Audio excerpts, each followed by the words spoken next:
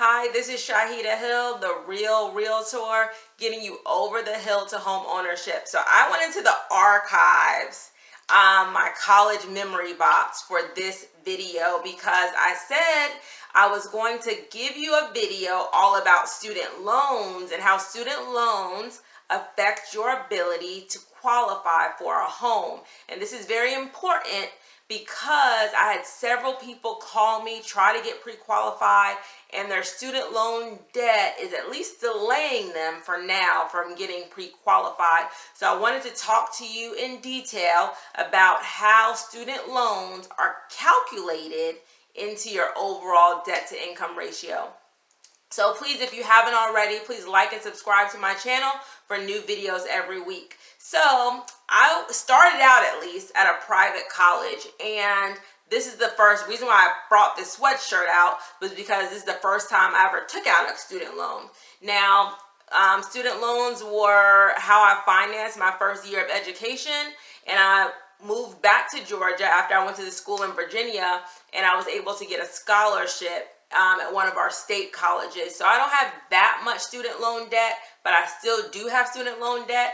And when I was a teacher, I was on public loan forgiveness. Now that I'm just doing real estate, I don't qualify anymore. So I'm working on paying that debt off with no assistance. Now, my husband, however, is also a teacher, so he's still on public loan forgiveness. And I'm telling you that to say I'm keeping it real, as I promised to do in every video. I understand when people have to take out student loans or felt that they had to take out student loans to pay for their education. Maybe they could have went to a state school, maybe they went to a private school, but what's done is done. And so I want to kind of tell you and guide you as to how you can still be a homeowner even if you have significant student loan debt. So let's get started with how with each loan type, how your student loan debt can affect your ratios. So, and I wrote it behind me so you can see it. Hopefully you can see it okay. But we have our government-backed loans, of course. So we have FHA. If you haven't watched any of my videos, please watch my videos on the loan type so you'll have an idea of what they are. And I also have a video about how to calculate your debt to income ratio. So if you haven't already, please go back and watch those videos, and I'll link below. But our FHA loan and our USDA loan are both government-backed loans. Now, if you have student loan debt, they are going to calculate the higher of the two, either 1% of your total student loan balance or your payment, whichever one is higher.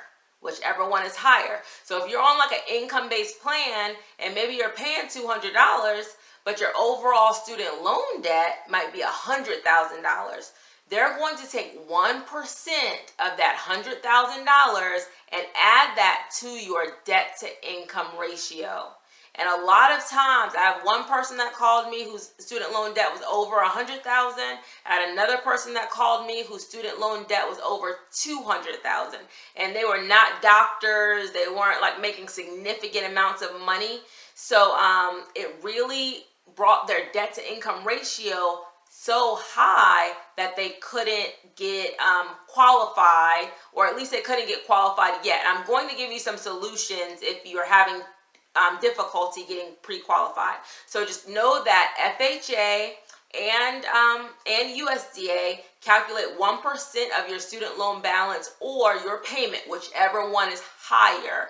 And usually that 1% is going to be higher. Secondly, is your VA loan. So those are your, again, it's government backed, but they're for veterans or the spouse of a veteran that has served. So if you're able to get a VA loan, the benefit of this one over the other two, they also calculate 1%. But if your student loans are on deferment for 12 months or more, then they will not calculate that student loan payment into your debt to income ratio. So if you're able to defer your loans more than 12 months and you're eligible for a VA loan, because they want to help our veterans as much as possible, or people currently serving in the military, they allow them to not count their student loan debt if their student loans are deferred 12 months or more. So those are FHA, USDA, and VA options. Now, okay, so if you have significant student loan debt, or if you have any kind of debt that's hurting your debt to income ratio and stopping you from getting pre-qualified, because a lot, especially if you want to do down payment assistance, a lot of the state down payment assistance programs are FHA products. So it's hard for you to get pre-qualified because you're over their debt to income limits. So here are the options that I want you to consider. You may have to consider a conventional loan. A conventional loan. A conventional loan doesn't do 1%. They do your actual monthly payment. So again, they do your actual monthly payment. So if you're on something like income-based repayment, because maybe you're on public loan forgiveness, or you're on any kind of reduced payment plan, they will take your actual monthly payment. As long as you're not in like deferment or forbearance, you're not paying anything. So if you are on like forbearance or deferment, you're not paying anything, then they're going to go back to that percentage. So it's best for you, if you want to qualify for a conventional loan, and for them not to take that percentage, for you to get on some sort of income-based repayment plan, even if it's $10 or even if it's a minimal amount. They will calculate that into your debt to income ratio with a conventional loan product. Now, with conventional loans, sometimes they require a higher credit score than FHA or USDA. They may also require a down payment, especially if you can not qualify for the down payment assistance programs that might be available to you. So then you have to say, okay, do I have the down payment money? Can I get my credit score up if my credit score is not high enough?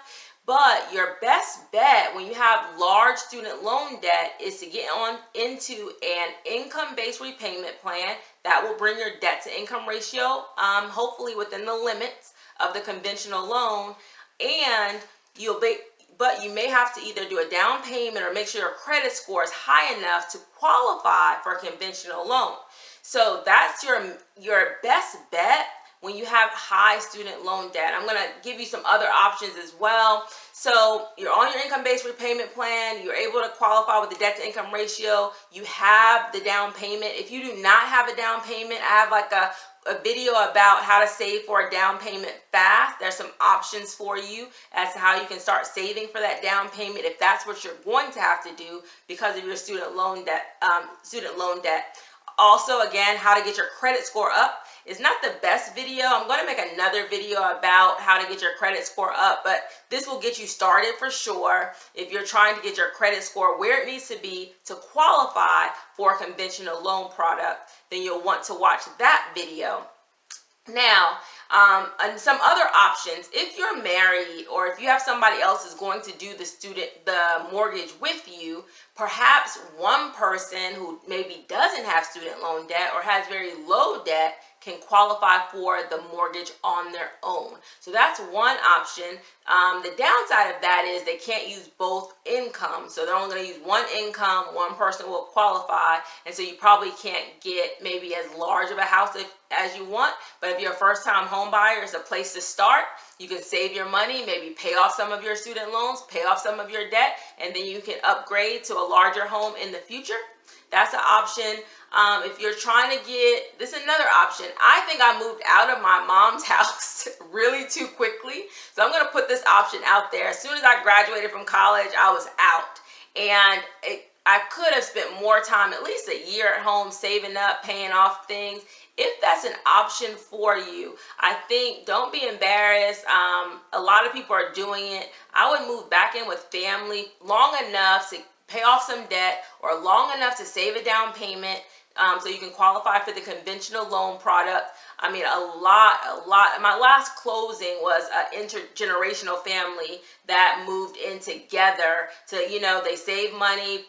Grandparents can help with the kids if that's an option for you. If you can move in with family for a year to save some money, either for a down payment or to pay off some of your debt, that is an option for you.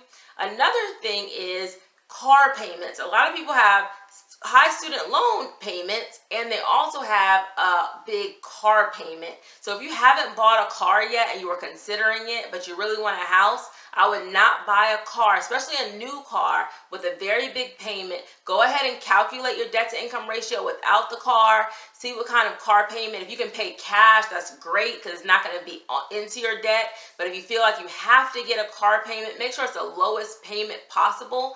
That's a depreciating asset. Your car is not going to be worth more money in the future.